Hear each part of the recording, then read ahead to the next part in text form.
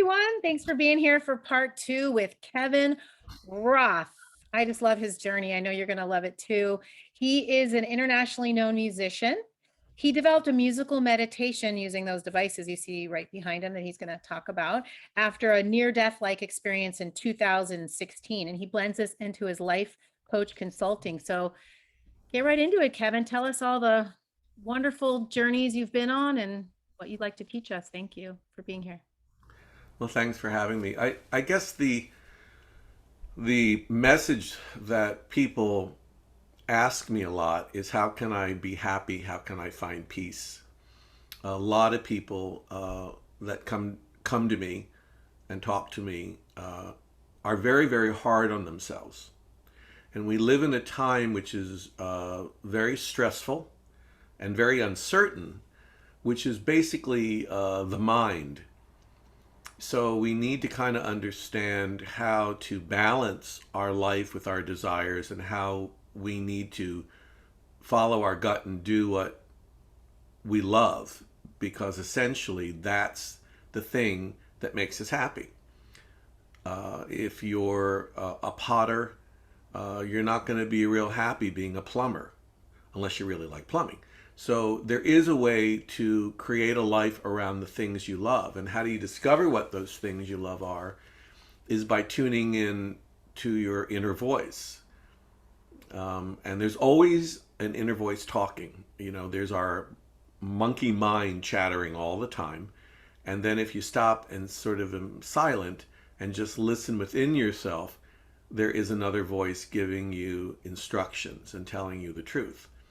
We're used to the monkey mind. So the instrument that you see on the shelf is called the mountain dulcimer, and I've been playing that since I've been about 14. I've made a recording career of almost, well, actually 50 albums now. My last album, the Deviant Dulcimers, came out a year or two ago. And I had a music career, which I got into when I was 15, because I had my first record contract at 15. But as I talked about in the shorter little interview we did earlier today, I always had a sort of a sixth sense about my life and about my future. And I was always musical, and I always had an instinct that this planet wasn't all there was. I always wondered why, like, the moon wasn't falling into the earth, or why the stars were hanging up there, or whatever, when my other friends were listening to rock and roll and playing ball. I was always spiritually inquisitive. But I always knew there was something bigger than me doing this whole thing, or not doing this whole thing, but it wasn't what I thought it was. And I was about 8 years old when I discovered that. And the reason I know I was 8, because I was talking to my older sister about this. I think people are born with that sort of a sixth sense. I call it an out-of-body experience, because although I didn't have a near-death experience where people actually die for a short period of time and then they come back, I feel when I have these experiences, and they still do come from time to time, that I'm not sort of in my body or out of my body. It's sort of a different universe, so to speak.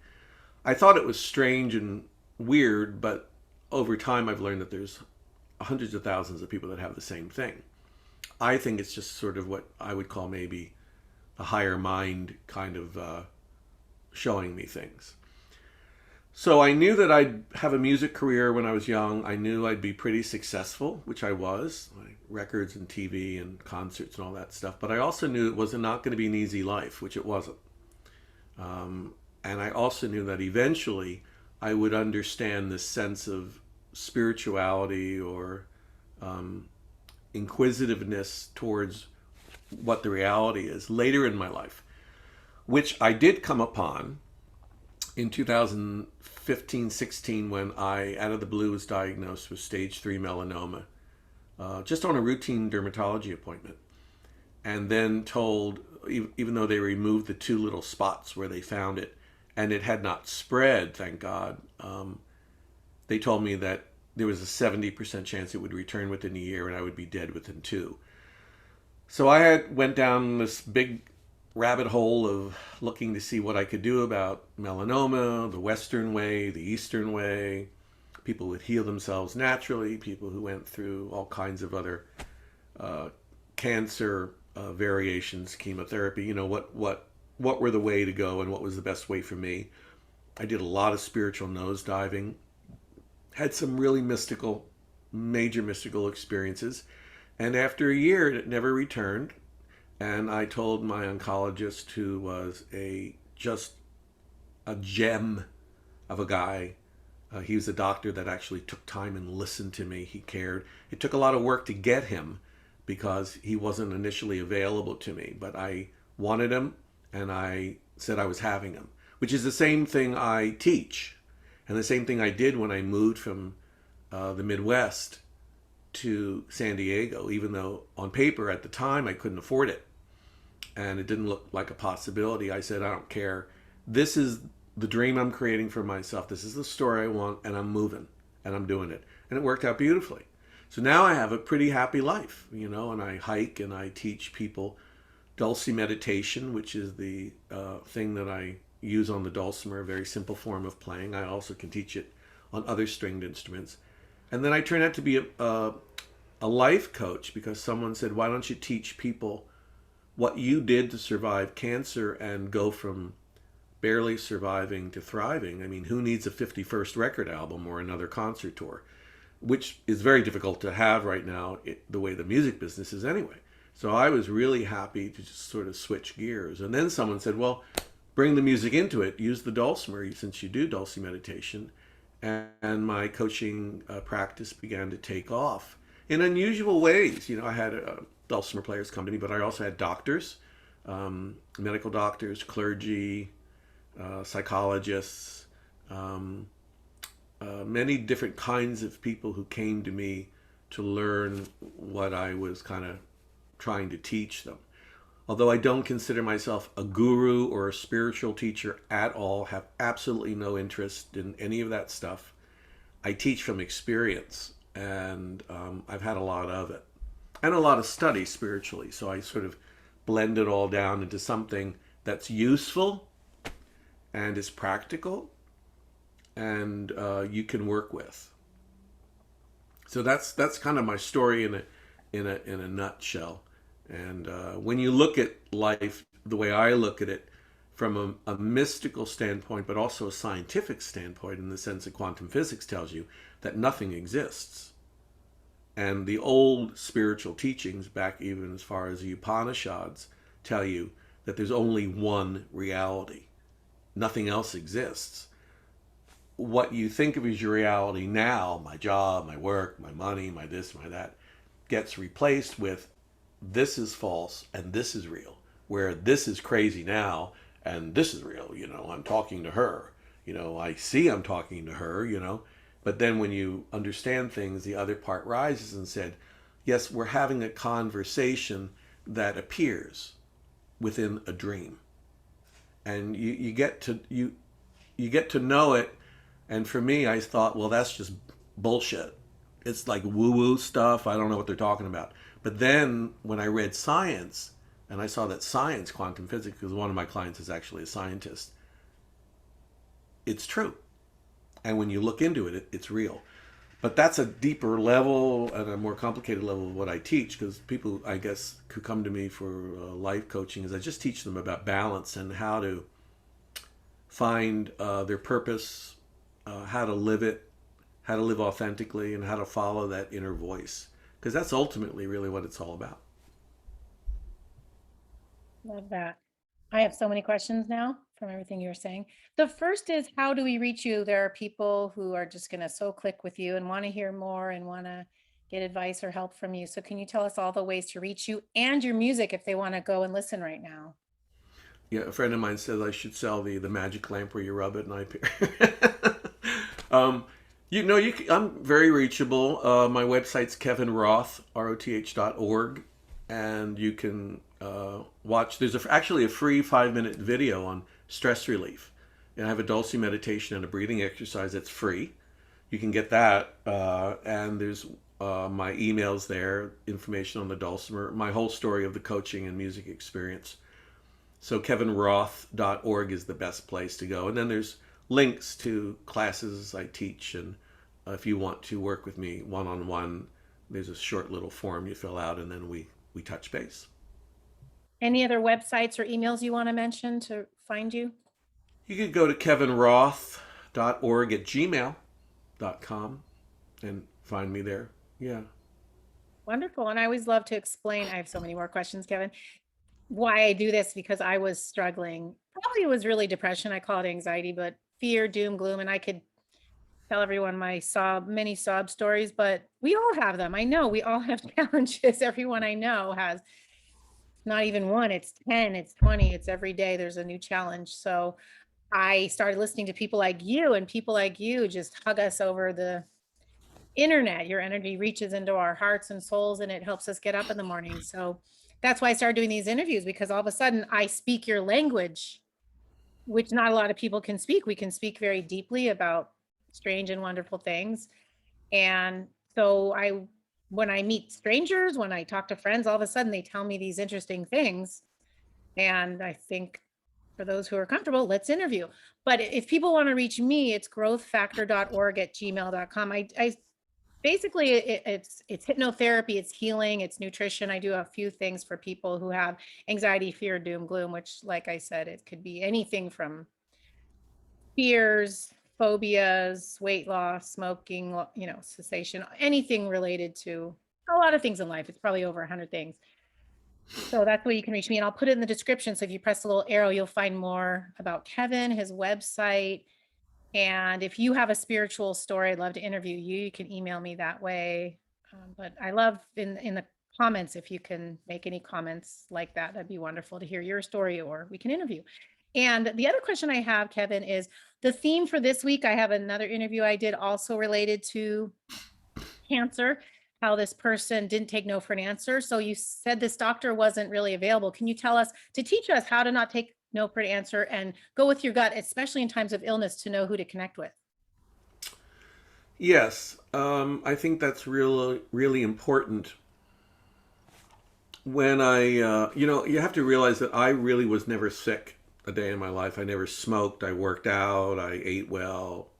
I had a lot of stress the last 5 or 6 years prior to cancer for various reasons. But when I was diagnosed, a friend of mine suggested I speak to a woman who had cancer twice. And she said something to me on the phone which just stuck. And it was, trust your gut. So I went looking on the internet for doctors. I was living near Kansas City, Missouri at the time. I was there on a project, actually. And there was a list of oncologists. I was shocked at how many doctors there are in Kansas, but they had pictures and ratings, and there was one guy I really wanted. My vibe just said, that's the guy. It was like one of those out-of-body experiences, is like, that's the guy. But when I called, he wasn't taking new patients. And I had to get tests done to see where or if the cancer had spread anywhere. So I ended up with this oncologist who I did not like, and I interviewed 2 others who I did not like at all. And when I went to get the test results, and I'll tell you, this is a really weird experience. I went in with my sister to see where the cancer had spread. And I told her on the ride in, I said, be prepared, because this is probably all over my body at this point. Even though I didn't believe it, but statistically. And the doctor threw up the X-rays, and she said to me in a tone of voice like, okay, so we're going to do this, then we're going to do that next. She said, so the cancer is not spread anywhere in your body, but I want you to go see this other doctor who will then do a lymphectomy, which is removing your lymph nodes, because one of the spots was a small little lymph node. And the first thing that happened is my jaw dropped, because I couldn't believe it hadn't spread anywhere. The second thing is I became really angry, because she kind of rolled over the fact without, gee, Kevin, I have some really great news. It was just like in and out. It was like, and I even mentioned to her, I said, how can you just kind of like, don't you even say, this is great? I mean, what? And I said, why would I want to have my lymph nodes out if there's no signs of cancer? And she said, well, it's protocol. And I said, well, my name isn't protocol. And I said, I'll think about it. And I took the card that she'd given me, and I went out to the desk to check out, and I saw the card of the doctor I wanted, and I got an appointment with him by force. I wouldn't leave until they gave me the appointment. And I got him the next morning, and his way of treating me was completely different. It was, you're a singer, you're a young guy, and I don't think we should be taking anything out because there's no signs of cancer. There's no cure for melanoma. So if it's going to return, there's a 70% chance it will return within a year. So we just have to wait and see, which is pretty excruciating. I mean, if you think you get a blood test and then it doesn't come back in 4 or 5 days, you start to worry. Well, try 365. So it ended up forcing me into a spiritual nosedive, asking who I was, what was death about, what was life about, what was important to me, what mattered, and how was I going to change my life. So the things that I believe brought on the cancer, which was stress and inflammation, were going to be gone because I was no longer going to live and do life the way I had been doing it because it made me sick. All the money I had made, all the fame, all this and all that meant shit, except in the dream world. All of that I allowed to cause me illness. And I know that's what it was. I have no doubt about it. So I changed my life, and it never came back. And I came here to San Diego and lived happily ever after. Did that answer your question? Because I forgot what your question Yes, was. it was about going with your gut and not taking Oh, yeah. manifesting things, making them happen. Yeah, you have to follow your gut. You have to follow your instinct, your inner voice.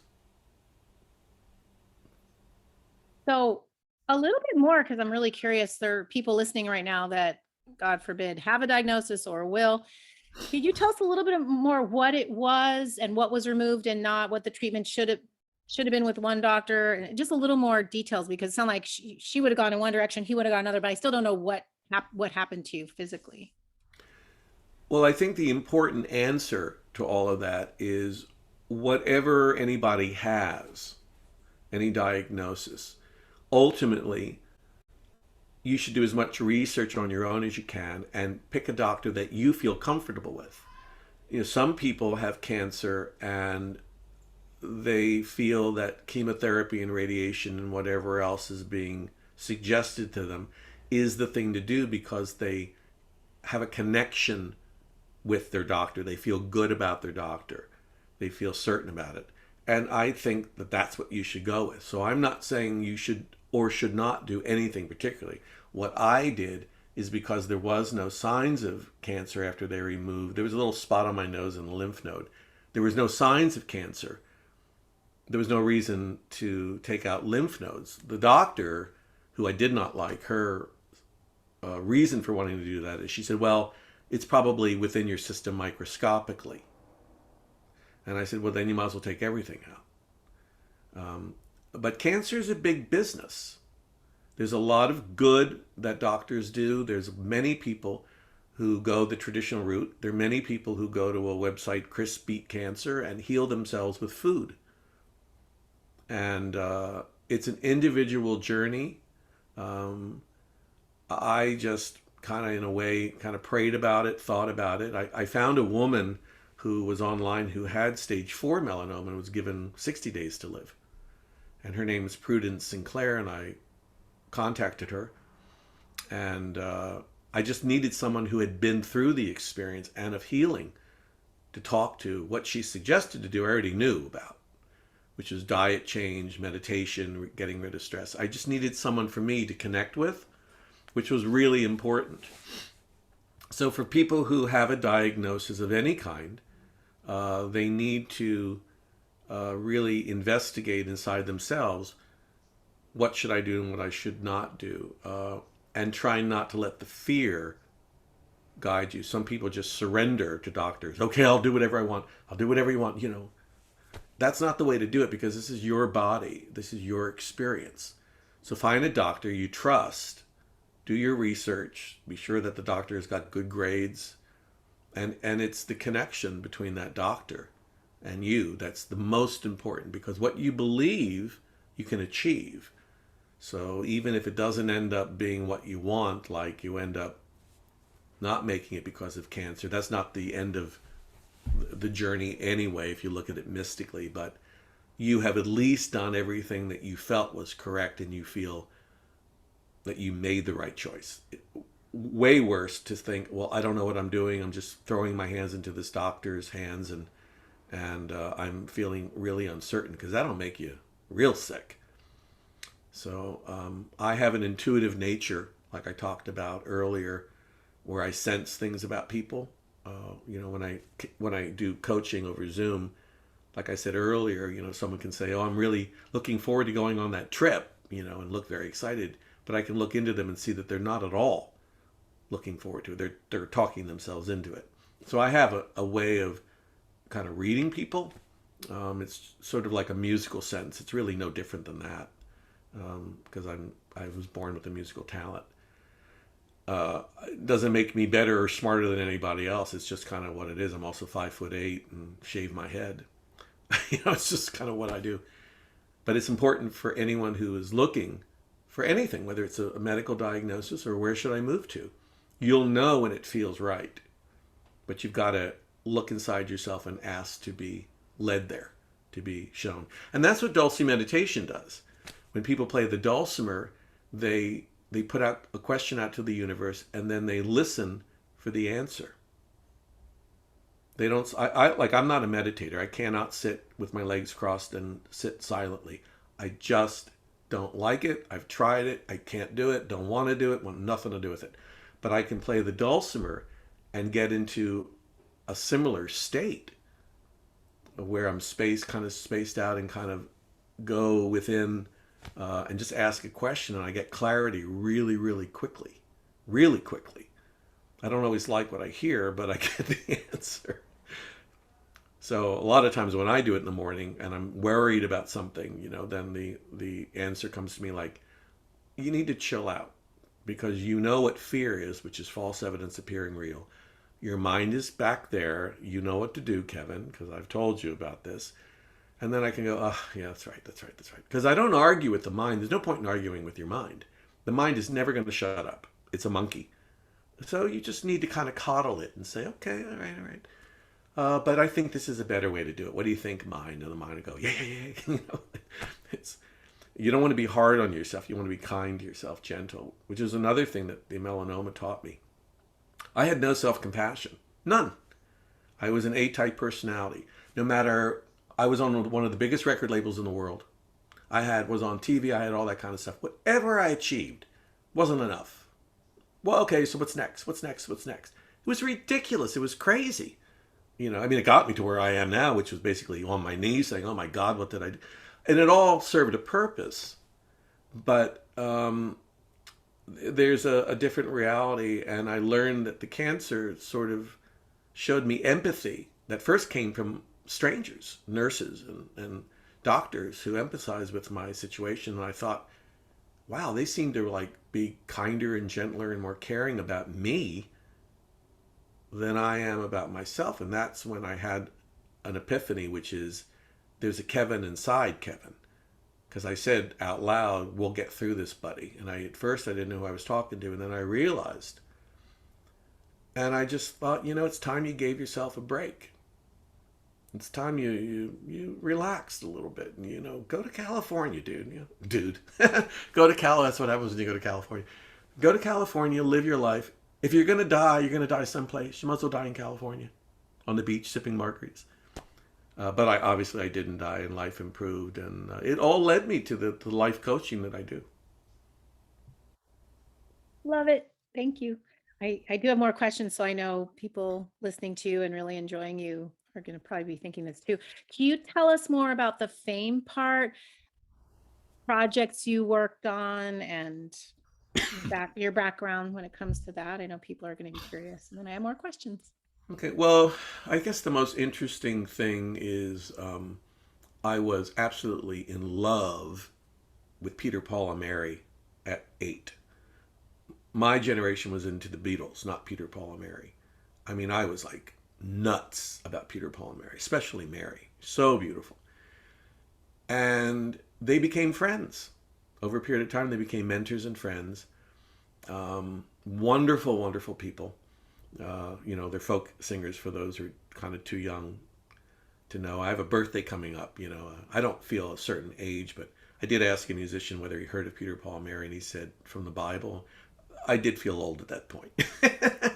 But I got a record deal 2 years after playing the dulcimer. I kind of became known as an innovative dulcimer player. Then I got into children's music by fluke and sang the theme to Shining Time Station on PBS and had a bunch of records and signed some record deals and played major concert halls. And I think the most interesting thing about the whole fame thing is I was searching for something. It was a longing, which was to find out really who I am. And I'm not Kevin. I'm this larger one reality, which some call God, some call, consciousness, whatever it is. And that's what everybody's longing is. When you listen to a lot of near-death experiencers, they talk about, I felt like I was home. Earth ain't home. It's just not. Where do we come from? How do we, when we fill out the body and then we die, the body's there, but where did the guy or the woman in the body go? So there's an answer to that. People don't want to think about it because it's a little deep and a little scary, but there's a reality to it. And that's what I was longing for.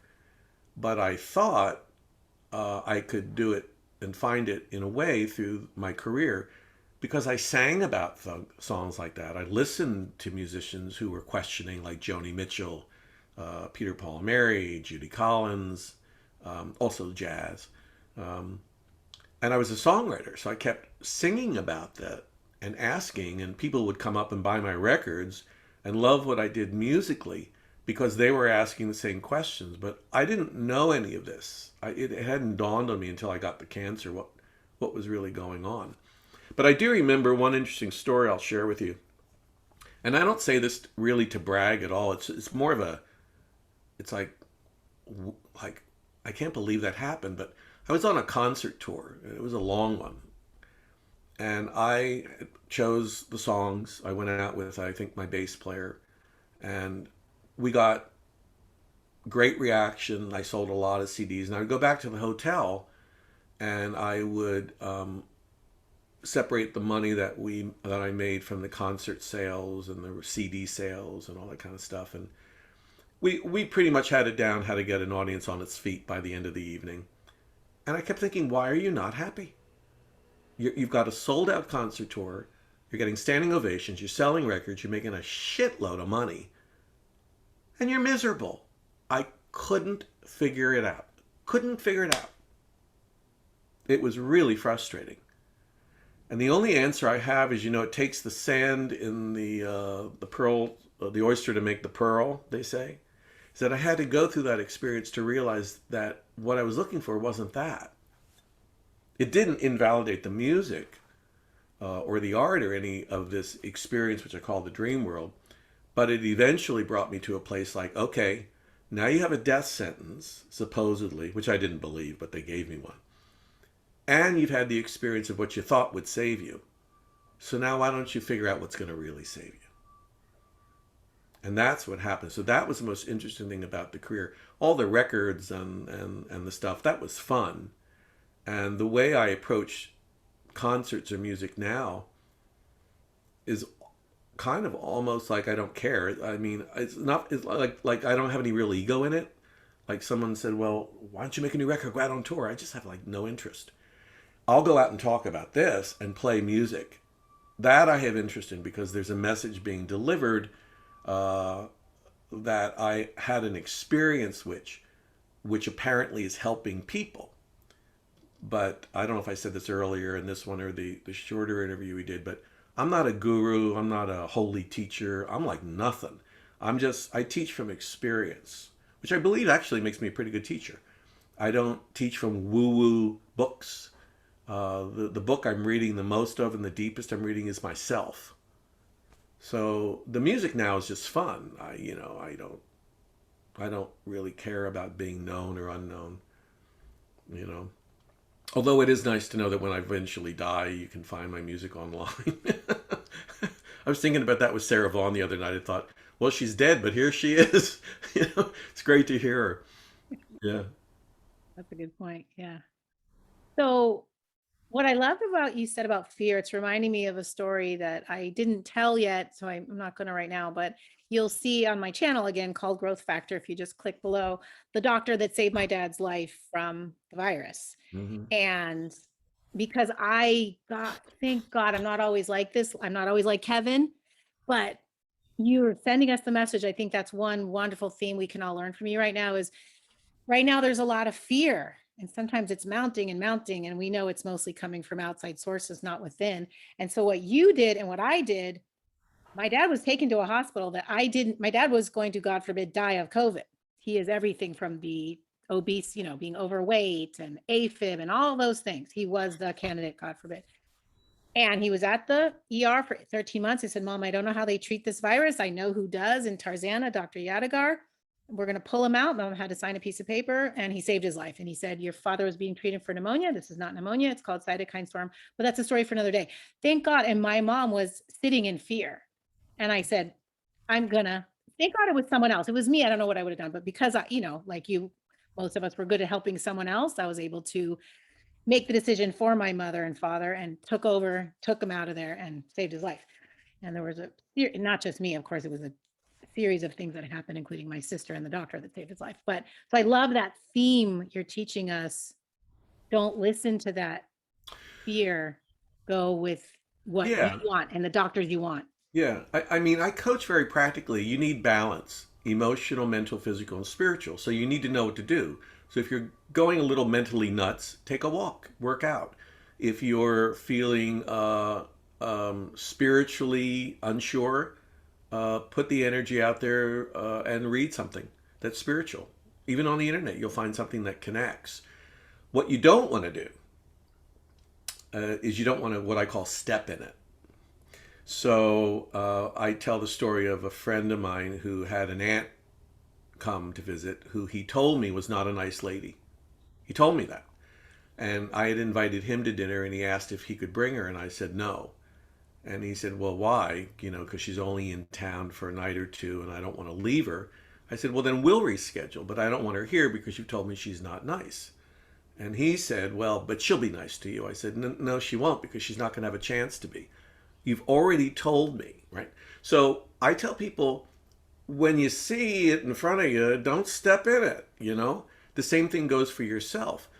When fear appears like, oh, I have a bill that I can't pay, eventually it's going to get settled. So it's not a real reality. I mean, there's certain things that you need to do to protect yourself from fear, like, depending upon which side of the coin you believe in COVID. But I got shots, I wear a mask, so I don't have that fear. I have a friend who has all the shots, all the masks, and still thinks he's going to get it. So, it depends what you buy into, but I don't allow stress. I don't allow politics. I don't allow religion. I don't allow negativity. You will be cut off. That's it. And when certain clients come to me and they have that, they lose it very quickly within, I think, 1 or 2 sessions. They never come back with that because when you change the way you look at things, the things you look at change. And when you replace what doesn't work with what does work, you don't go back to it. So when you learn this works for me, this makes me feel happy, do that. If you keep repeating the same behavior that makes you unhappy, you need to look at it and say, why am I feeding into that? Why am I feeding into that fear? So a friend of mine said just last night, he said, well, Christmas is going to be horrible. There's no one stocking the shelves. The ports are backed up. They can't get workers. They can't get that. They can't get this. And I said, well, why don't you just stay home and light your Christmas tree and write someone a letter? Like, don't text, don't call. Write them a letter. You don't need to buy something. And I'm sure all the shelves are not going to be totally empty. So get out of the stinking thinking and say what's going to work for me. And that's by constantly asking yourself, where am I at the moment and what's out of balance, and then you just go back into balance. It's sort of like retuning a guitar. You retune yourself. And when you do that, then things go pretty well. Now, saying all that does not mean that I mean, who teach this stuff, you know, and get paid pretty good money for teaching it, doesn't mean that I still don't fall into the same trap, but I know how to get myself out of it. And I don't beat myself up. This is what people do. They're very hard on themselves. You know, I was speaking to a woman, you know, well, I've raised a family and I've raised a husband and now I don't know what to do with my life, and oh, woe is me and woe is me and woe is me. I said, well, you know, all right, get all that done, get it all said. What do you love to do? You know, so one woman said, oh, I love to bike. I said, so get a bike. Well, I can't ride. So I said, there's a bike for people who have your back condition. Trust me, it's a business. She is overjoyed, man. She's got this like bike that she's riding, and you know, it's like a sit down bike, and her whole world opened up. So sometimes it takes people like yourself or me or other people that people run into to steer you in a different direction. We all walk around with shadows, but we don't have to walk in them. They can be behind us. We've got them, and that's fine. Just don't get too crazy about it, says the fool. You have so many quotes that are wonderful that I'm going to I don't know listen where they again. come from, but It's that other Kevin you were saying. yeah, the other on the Kevin's side. work. So you were talking about de-stressing and the dulcimer and your Mhm. dulcimer meditation. So I have two questions about that. One is if you have time to do that for a minute or two, so we can close our eyes and enjoy that, or maybe we could do a part 3 if you don't have time. And the other thing is, you mentioned that, Kevin, you are a skeptic. So if you can tell us, the question's kind of a difficult one because it's so many parts to it, but I think I want to know, maybe I'll just base it on you because I was thinking bigger picture, but how did you go from skeptic to be able to have this, you know, woo-woo language where you can even talk about it in an interview? And have you had other stories, these divine coincidences? You know, my favorite quote is Albert Einstein, because he's science, so he can reach the skeptics, and he does the woo-woo. He says, coincidence is God's way of remaining anonymous. Mm. And I Yeah. love that, blending the two worlds together in one quote from a man like that.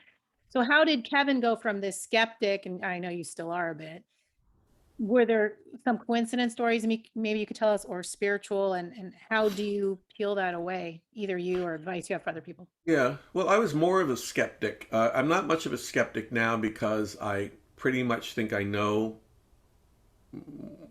for me, what the reality is. But how I dropped a lot of the skepticism is through experience, is being shown, okay, this works and that doesn't work. So if I'm watching a movie like The Secret and someone says, well, all you need to do is this, this, and this, and you will end up with this, this, and this, that sounds lovely, but I look at it skeptically and I may try it and it may not work for me. So ultimately, it's what works for you. The biggest thing is to search, is to investigate what the reality is for you, and what is real and who you are inside. So one of the like hundreds and hundreds of mystical experiences I had was when I was in the middle of all this cancer thing and my face was all scarred up and cut up and through the surgery. I was watching Netflix and I saw a movie on a guy named Yogananda, who is an Indian kind of guru who teaches something called self-realization. I wasn't really a fan of his, but I thought I'd watch it. You know, I mean, I couldn't go out. And then something said, watch it again. And I usually don't watch the same movie in a row, but I did. And then I had a feeling like you should look into where his centers are. And I thought, well, they're probably in California or New York, but they're not going to be in the Midwest. If they are, they'll be in someplace like Chicago, maybe. And I just had this urge to look. So I looked, and like I said, I was living in Kansas City, Missouri. I had just found this apartment Out of all the apartments, I found this one that I felt comfortable with. And I Googled the Yogananda self-realization, and there was a church. I'd driven by it hundreds of times on the way to the gym. Didn't ever have a sign on it. It was his church. It was his, not his church, his, where they met. Across the street from my apartment. So I went there, and I didn't understand a lot of what was going on because they do a lot of chanting. And what Yogananda wrote was very beautiful, and what he taught was beautiful. I didn't feel like he was my spiritual teacher, but I felt a tremendous amount of relief. Tremendous.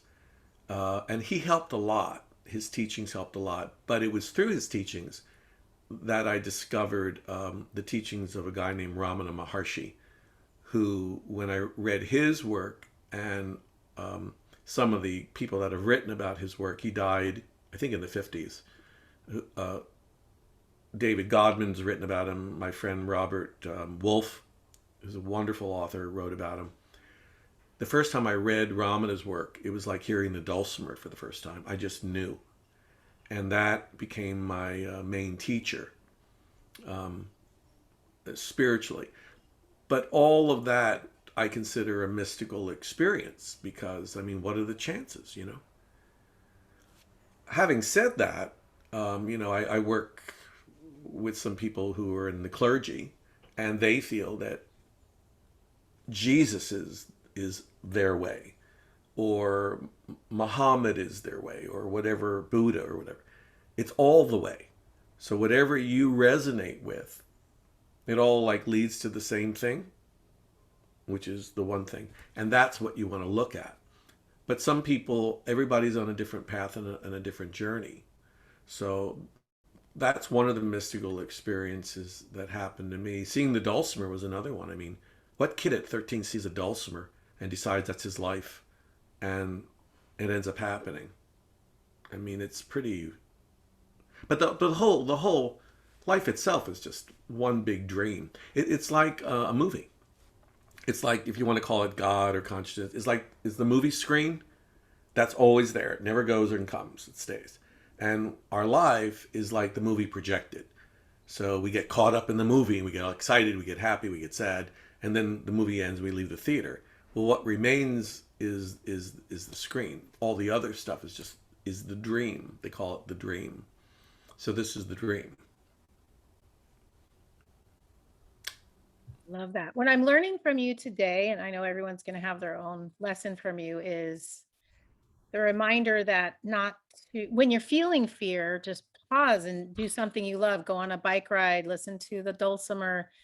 For me, it's when I'm in the car, I listen to music on the radio, and that really calms me down, because people like you sharing from their soul and their poetry, their inner poetry, or their verbal poetry. So I notice that right away.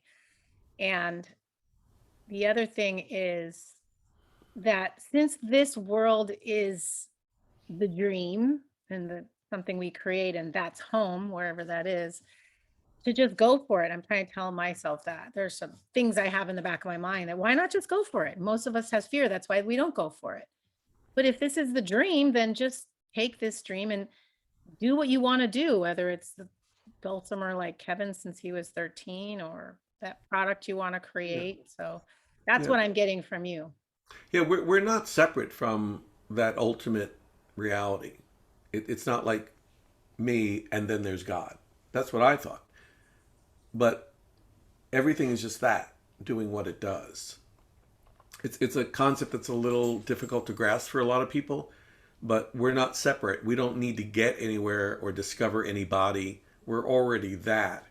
I think the exercise, at least for me, is to remember that and to say all of this is a dream. I don't need to get crazy that the rent's due, or the car payments due, or I'm supposed to be here, I'm supposed to be there. That comes and it goes. It's just not permanent. Even the cancer came and it went. So what always remains is what is. But we get caught up in this dream, so we make that important. And it's through that we get happiness temporarily, but we also get sick. Stress is a major cause of illness. It affects the immune system. In fact, I'm working with a doctor now, and we're working on presenting a program for people about what I talk about, and her medical facts of how this how it affects you. So you have a choice not to do it, but it's always not that simple. You can't tell somebody who's a chronic worrier, well, just stop worrying. You need to know, first of all, you need to know that there's a way out to not worry about whatever it is that you're worrying about, that everything changes and everything moves. So whatever, I mean, look, they gave me a death sentence. I didn't believe it, but they gave it to me, and I'm here today, right? And so there's a lot of things in life we don't understand, but if you know that it's all kind of a dream, and what you can do within the dream to help the illusion, which is the balance, emotional, mental, physical, and spiritual. Read something spiritual, eat good food, exercise a bit, even if it's walking. I love to hike. Read something spiritual, journal. Journal's a great one. Talk to yourself. I talk to myself all the time. When I walk, I talk to myself. I wear these little ear things so that people think I'm talking to somebody.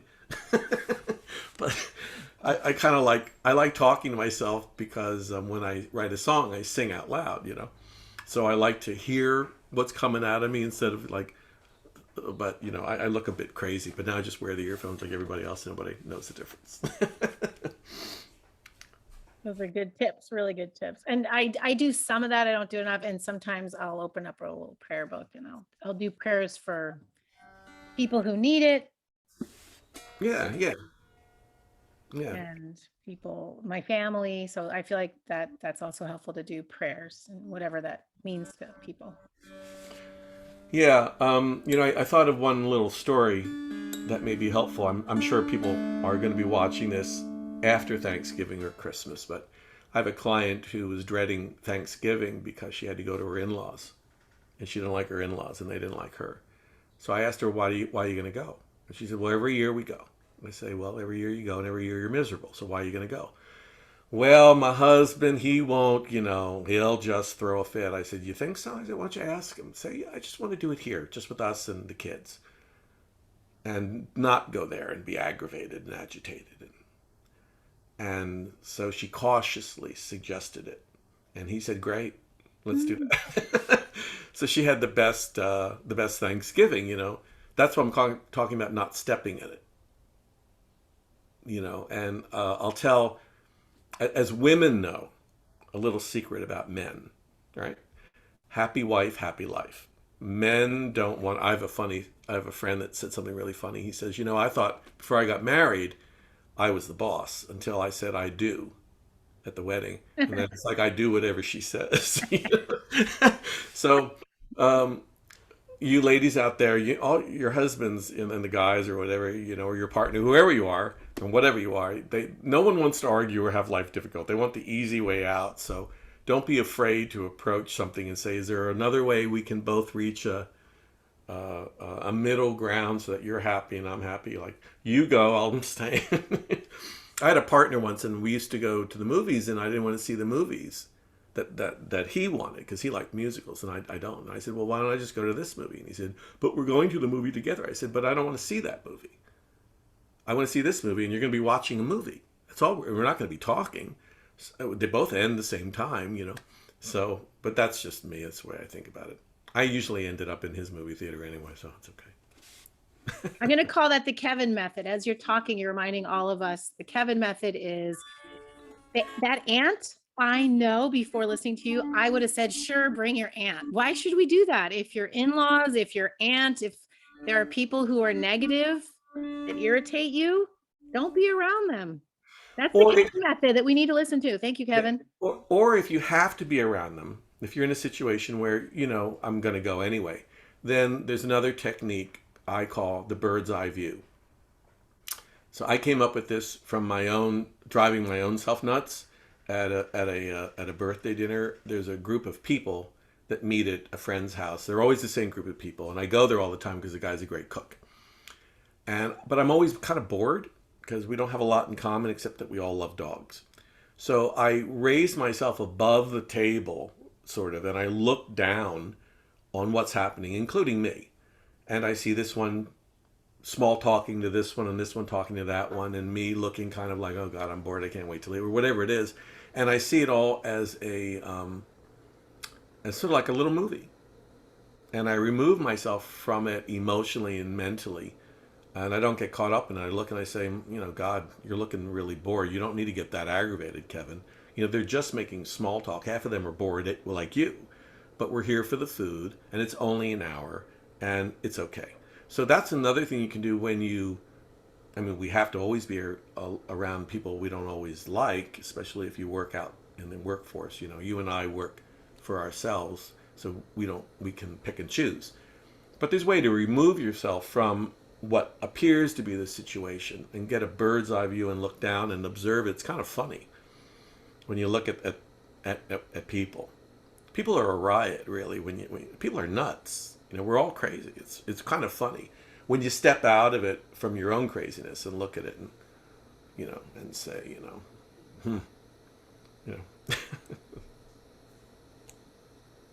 Very true. So are we going to hear a little dulcimer as we exit? Well, yeah, I can try. I'm going to close my eyes and de-stress through the dulcimer. What do you call it again? Dulcimeditation? Yeah, I call it dulcimeditation. There's a recording on my website called Dulcimeditation. You can hear it on that free 5-minute video on kevinroth.org. I'm going to attempt something here. I'm going to try and aim the screen down. There you go. So you can see this, and I hope I don't disconnect us. Yay! So there it is. So yeah, if you just, hopefully you're not driving or doing anything dangerous, but if you close your eyes, you can sort of, kind of take a couple deep breaths. And this is what I call dulcimeditation.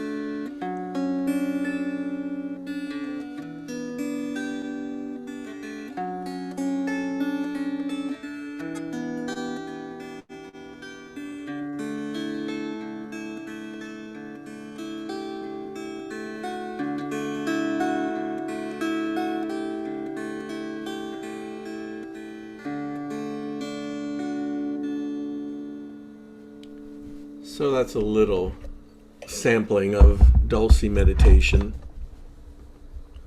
and what it sounds like. It can be very, very simple, or it could be a little more, complicated if you want one. But the dulcimer is really easy to learn. I sell them, of course. This one is the kind that I came up with. It's called a wink dulcimer, and it has a cosmic sound holes. The sun and the moon and stars, and you can plug it in and play it through an amp, through effects, so it's kind of cool. And so a lot of people who want to learn a musical instrument get a dulcimer from me, or they find one somewhere, and then I teach them this very simple thing, and all it is just putting a question out there, like, what should I do today? And you just sort of play and just let the answer come to you. The difference between dulcimeditation and thinking is that if you're going to think and you're going to make a list of what I have to do today, you're going to be very specific, and you can get kind of caught up in aggravation, like, well, I've got to do this, I've got to do that, or whatever. When you play the music, there's this sort of softening backdrop that you are creating by playing a simple folk instrument like this. And so you're hearing it, so the intensity of the list and the things I have to do is mellowed and is softened, so that the thought, well, what should I do, comes right away. You say, well, what should I do? And then it'll appear. So just as a really quick example, one day I had a lot of stuff I had to do, none of what I wanted to, because it was all related to the city and taxes and things. And I did some Dulce meditation, and what came to me was buy flowers, which I never really do for myself. But I went and I bought flowers because I know to trust it. And somewhere between driving, getting the flowers, and driving back, when I came back, all of the same things that looked like aggravation to me, I looked at and I thought, well, you don't need to do all this today. You can do this today. And the other ones, they're not due for a couple months. And it was like poof. So where did it go? So it was the fear that first comes. If I don't pay my taxes on time, or if I don't sign this thing, or if I don't do this, I'm gonna get into trouble. And then the Dulce meditation kind of takes that away because it softens it. It's sort of like lullabying yourself, and it says, no, you're not going to blow up, and you don't have to do all of it. It's okay. So it's really like lullabying yourself, and it's something that I've done all my life. I didn't know what it was until someone said, "Oh, it's like Dulce meditation," and I said, "Yeah," and he said, "Well, you should teach that." So that's what I do, and that's what it is. Thank you for all your gifts, Kevin, especially revealing your story, your soul to us, and especially at the end, the Dulce meditation. As soon as I heard it, I have to hold back tears because I felt it go into every cell of my body and my soul. Beautiful. And so I could barely listen because I'm not going to cry.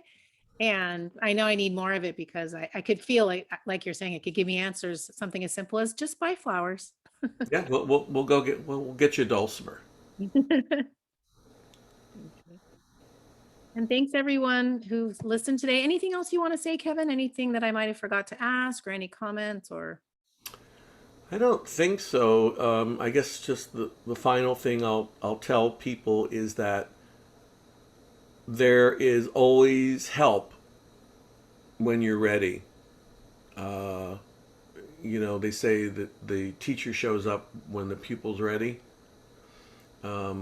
And there's always help for people who are having like a lot of difficulty around the holidays or throughout the year with stress and feel like they're in real serious trouble. There's online help that you can get. There's free hotline calls you can call to talk to somebody. If you're resonating with this, there's people like myself and you that they can contact and work through if you feel resonating. There are books, there's music, and so there's always, you're never stuck where, but you have to be ready to get your answer. If someone's watching this and they're unhappy in their job, or they don't have a job because of COVID, and they're feeling panicked, you don't need to, because there is a way out. There are things to do and people to guide you so that you will eventually find a job, hopefully one that you love and that nourishes your soul. And it's in the moment and the reality of what is. That's most important. What is reality for you? beautiful. I really enjoyed, Kevin. I know everybody did. So thank you for sharing yourself with us Oh, today. And thank you everyone for being here. And thank you for part 2, Kevin. thanks.